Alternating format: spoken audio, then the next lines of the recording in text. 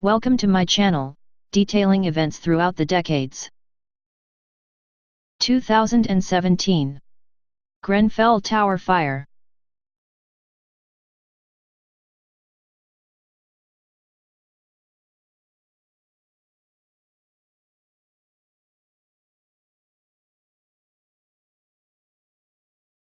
It should have been like any other ordinary day for those residents at Grenfell Tower in London.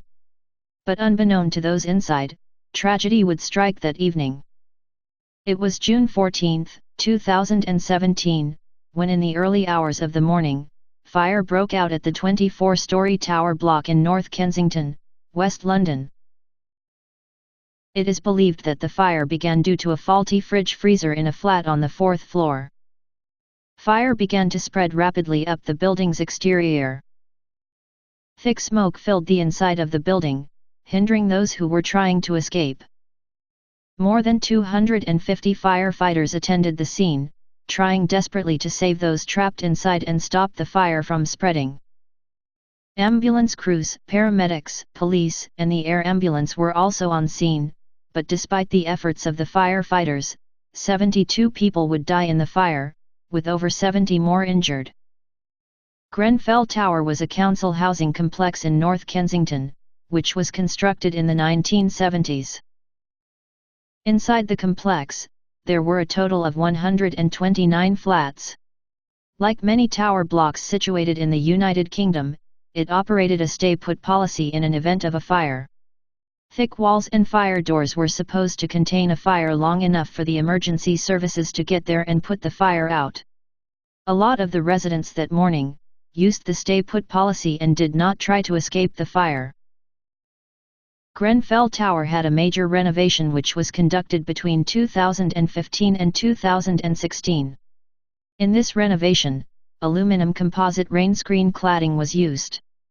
This had been designed to improve the heating and energy efficiency within the complex, and improve the external appearance of the building.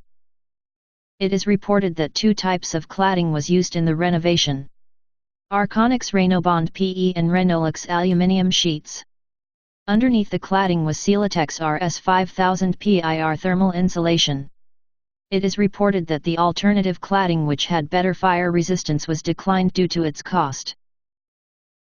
Another fire which involved cladding materials was that of 1973 Summerland Holiday Complex on the Isle of Man, in which 50 people were killed. This cladding had also caused the fire to spread at a rapid speed, leaving those trapped inside little chance of escape. Unfortunately, lessons were not learnt from this.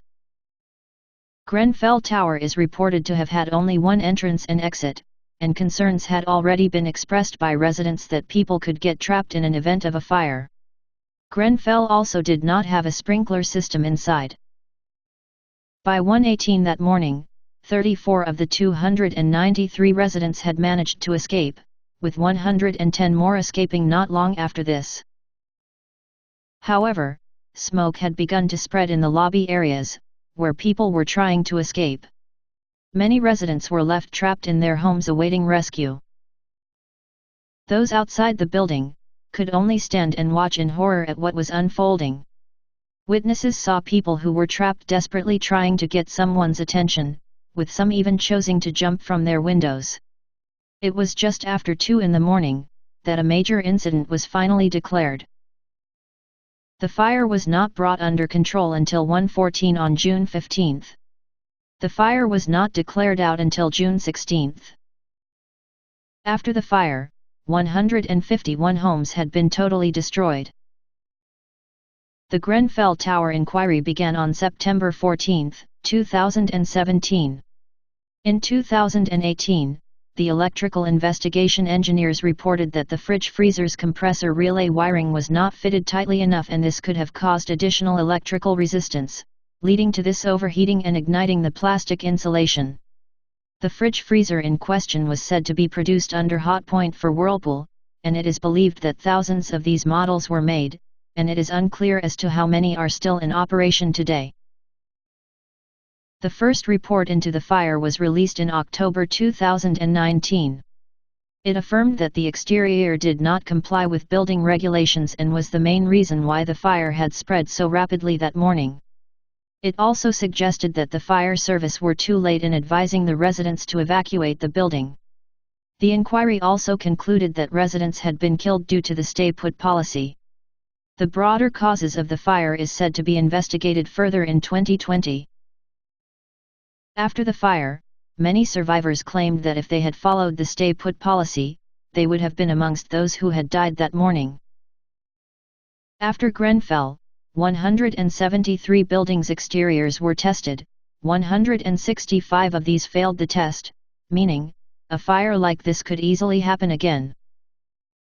In March 2019, it was found that no criminal charges would be brought against anyone until 2021. As of June 2019, 7,100 statements have been taken from witnesses. This is still ongoing. We hope that this was a one-off incident, but sadly, these type of fires still happen today. For all those who are watching, please stay safe. Forever remembering those people who perished on that fateful night. May you always be remembered. Thank you for watching and learning about events throughout the decades. Please subscribe to my channel to view other events from history.